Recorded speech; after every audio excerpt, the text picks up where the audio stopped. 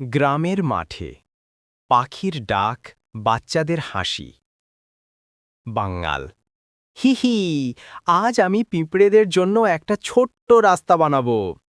হি হি হি হি হি, বালি দিয়ে খেলে। ওহ, কত সুন্দর হলো। দাদু, বাঙ্গাল, দুষ্টুমি করছো আবার? এসো, তোমার জন্য একটা জিনিস আছে।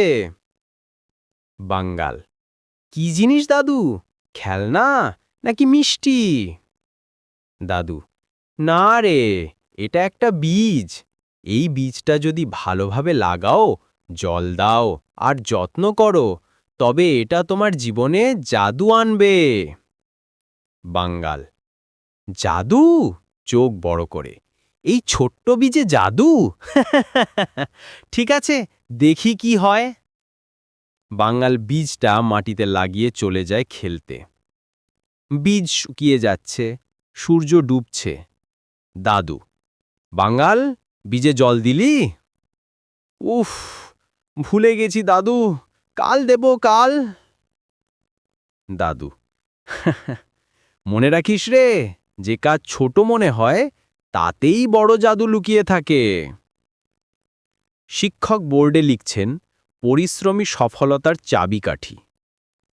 স্যার, বাচ্চারা, যে গাছ যত্নে বড় হয় সেই গাছই ফল দেয়, যে মানুষ চেষ্টা করে সেই সফল হয়। বাঙালির চোখ জ্বলে ওঠে।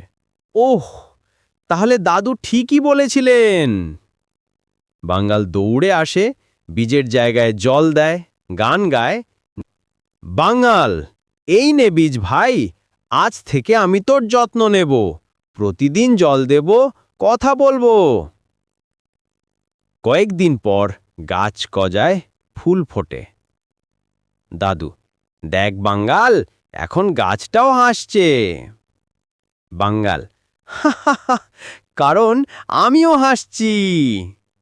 দাদু, মনে রাখিস, ভালোবাসা আর যত্ন দিলে ছোট জিনিসও বড় আনন্দে পরিণত হয়। বাঙ্গাল, তাহলে এখন আমি শুধু দুষ্টু বাঙ্গাল না, আমি বুদ্ধিমান বাঙ্গাল। পটভূমিতে হাসি